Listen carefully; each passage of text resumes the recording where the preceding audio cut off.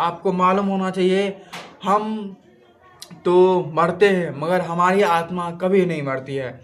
आप लोगों को मालूम होना चाहिए कि हमारी आत्मा एक कपड़े के समान, जैसे हम लोग कपड़ा बदलते हैं उसी प्रकार आत्मा भी आपके मरने के बाद अपना शरीर चेंज कर लेती है। जय श्री राधे। तो गीता में जो दिया हुआ है 11-12 भूमिका में दिया हुआ है, उसके बाद का आज आपको हम बताएंगे, उसके बाद क्या क्या लिखा हुआ है उसमें।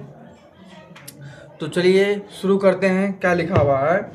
देखिए, इसमें एक श्री भक्ति वेदांत स्वामी प्रभुपाद का चित्र दिया हुआ है। उसमें कुछ लिखा हुआ, अंतर्राष्ट्रीय कृष्ण भावनामृत संघ के संस्थापक आचार्य एवं संपूर्ण विश्व में वैदिक ज्ञान के अद्वितीय प्रचारक।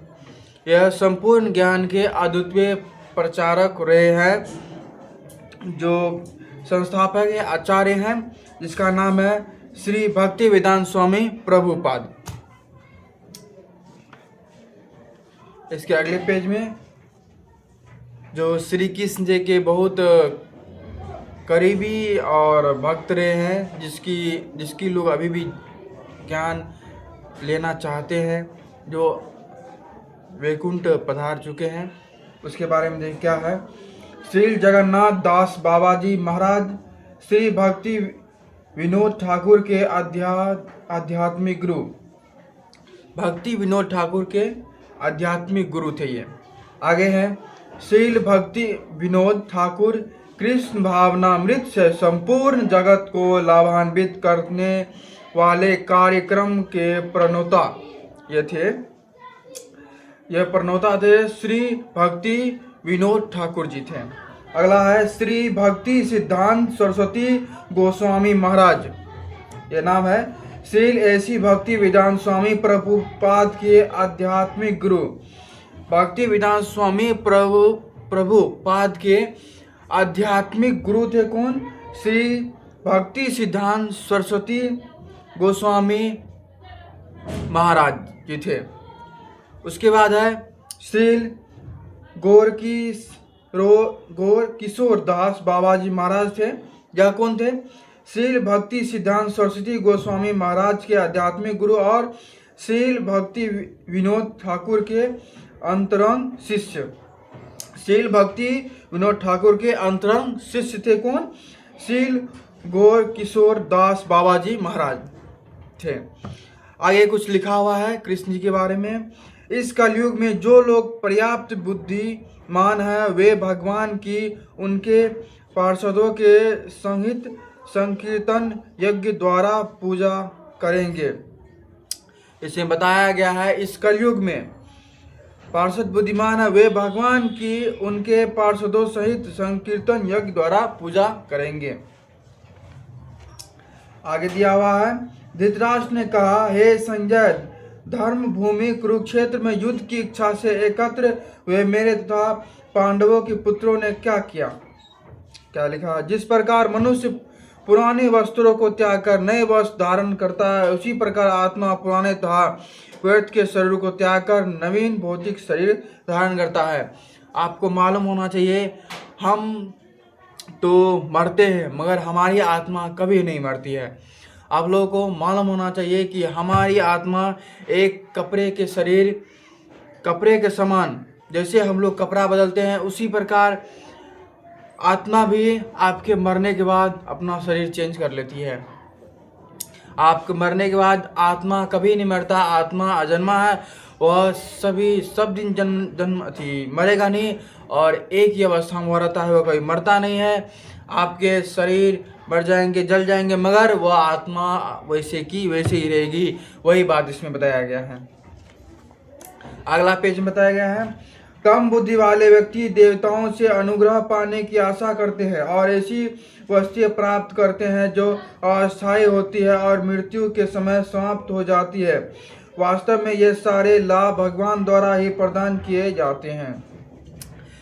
आप जानते हैं कि जितने भी लोग कम बुद्धि वाले हैं, वो ये उसके बारे में नहीं बताया गया है, वो मृत्यु के बाद क्या समय उसका समाप्त हो जाता है। वास्तव में वो सारे लाभ भगवान द्वारा ही प्राप्त होते हैं।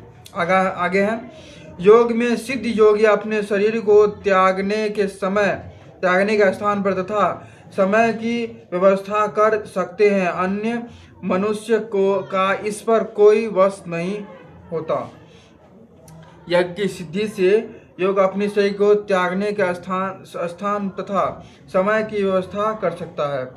योग की सिद्धि पे आप शरीर को त्याग भी सकते हैं और स्थान समय की व्यवस्था कर सकते हैं, त्यागने की व्यवस्था भी कर सकते हैं। आगे है भौतिक जगत रूपी वृक्ष आध्यात्मिक जगत रूपी वास्तविक वृक्ष का प्रतिबिंब मात्र। इस भौतिक जगत रूपी वृक्ष में आसक्त रहने वाले मनुष्य की मुक्ति की कोई संभावना नहीं होती, लेकिन जो मनुष्य आध्यात्मिक जगत रूपी वृक्ष को समझ लेता है वह आत्मोन्नति कर सकता है, आत्मोन्नतित कर सकता है, आत्मोन्नतित। आगे है मृत्यु के समय जीव द्वारा विकसित की गई चेतना उसे दूसरे शरीर ले जाती है।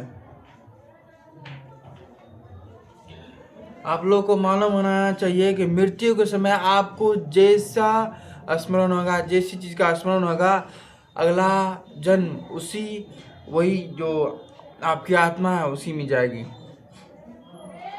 आपका समय जीव द्वारा विकसित होता है चेतना, आपकी विकसित चेतना उस दूसरे शरीर में ली जाती है। जिस शरीर की विकसित होगी चेतना विकसित होगी उस शरीर में वह प्रवेश कर देगा। यदि जीव अपने चेतना पशु जैसी बना रही है तो उसे पशु का शरीर प्राप्त होना निश्चित है। यदि आप अपना शरीर पशु जैसा बना रहे हैं, आपका मन पशु जैसा व्यवहार कर रहा है, तब आपको तो पशु का शरीर प्राप्त होता है। आप जब इस अपने जन्म से मृत्यु की ओर जाएंगे, मर जाएंगे, उसके बाद अगली जो आपका जन्म होगा, अगला जो जन्म होगा वह वैसा ही चेतना होगा। आप जैसी चेतना बनाएंगे, पशु जैसी चेतना बनाएंगे तो आपको पशु जैसा जन्म, पशु जैसा पशु मिलेगा। आदमी जैसे कुत्ता, मतलब कि कुछ एग्जाम्पल में समझिए कि आप कुत्ता जैसा चेतना रखेंगे तो आपको कुत्ता बनना पड़ेगा। बिल्ली जैसा चेतना रखेंगे तो बिल्ली बनना पड़ेगा। शेर जैसा चेतना रखेंगे तो शेर बनने की प्रवृत्ति आप में हो गई। आगे है मैं प्रत्येक जीव के हृदय में आसीन हूँ और मुझसे ही स्मृति ज्ञान तथा विस्मृत होती है। मैं ही वेदों के द्वारा जानने योग्य हूँ, न निसंदेह मैं वेदांत का संकल्प करता तथा समस्त वेदों को जानने वाला हूँ। आप लोग को मालूम होना चाहिए देवता हर एक के शरीर में वास करते हैं और वास करते रहेंगे। सबके शरीर में वास करते हैं, चाहे वह धनी हो, गरीब हो, लाचार हो, कोई भी क्यों न हो, सबके शरीर में वास करते हैं वह ईश्वर।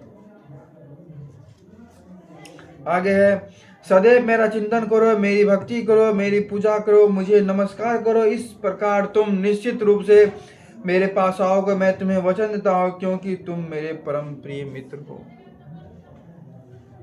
याद रखिए कृष्ण जी कहते हैं कि सदैव मेरा चिंतन करो, मेरी भक्ति करो, मेरी पूजा करो और मुझे नमस्कार करो तो तुम मेरे पास आओगे,